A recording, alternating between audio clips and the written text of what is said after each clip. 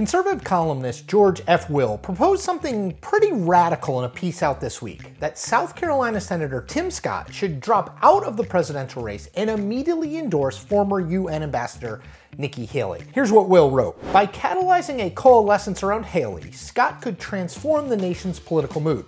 As long as the Republican race pits Donald Trump against a cluster of lagging pursuers, the nominating electorate cannot ponder a binary choice. When, however, it is Trump against one experienced, polished, steely, and unintimidated adversary, voters can internalize this exhilarating reality. There is a choice suitable for a great nation.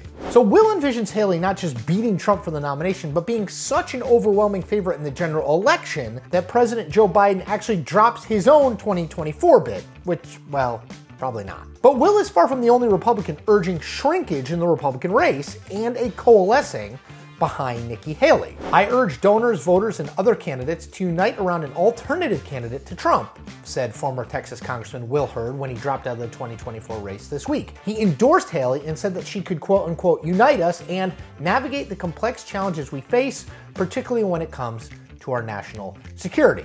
And Utah Republican Senator Mitt Romney, at a gathering of his major donors from campaigns past, also emphasized the need to unite behind a single candidate if the party wanted to take down Trump. I'd like it to coalesce earlier, I just think it has to happen, Romney said.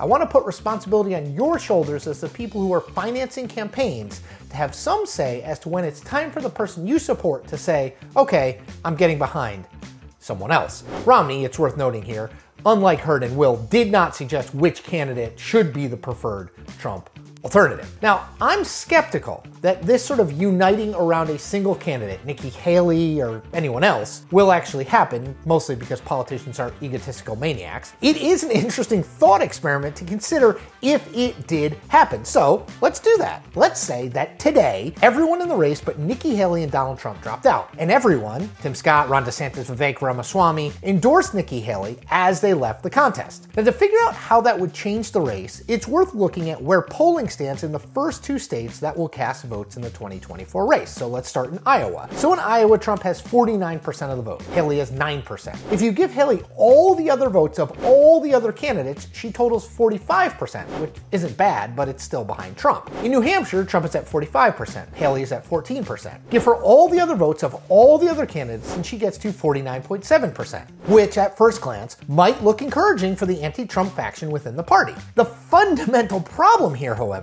is the assumption that Haley would get all of the votes of the contenders who dropped out. Even if they all did endorse her, it's really hard for me to see that happening. Poll after poll suggests Donald Trump is the preferred second choice for lots and lots of Republicans, which means plenty of, say, Ramaswamy supporters would flock to Trump if Vivek dropped out, regardless of who he endorsed. And to be clear, Ramaswamy is going to endorse Trump if and when he leaves the race.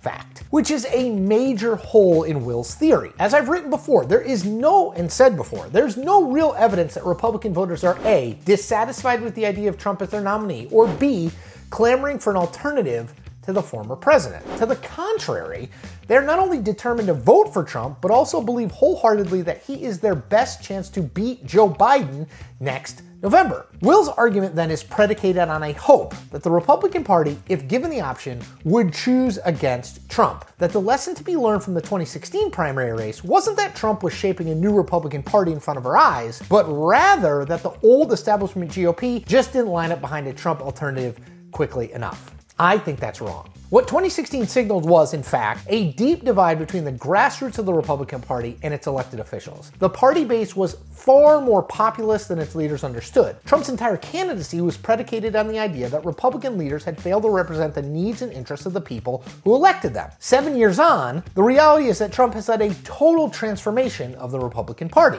The party is now no longer organized around principles, but rather functions effectively as a cult of personality built around the whims and wants of Donald Trump. And people like it! There's a reason that Trump has leads of upwards of 30 points in every early voting state and a 40-point lead nationally over a crowded field of would-be challengers. George Will and Mitt Romney and Will Hurd are operating in a fantasy world. The Republican Party, repeatedly over the past 7 years, has been given the opportunity to walk away from Donald Trump, and they've never done it. So what? Thinning the field down to just Haley versus Trump is the latest gambit from an establishment that still doesn't realize the war for control of their party is over. They lost.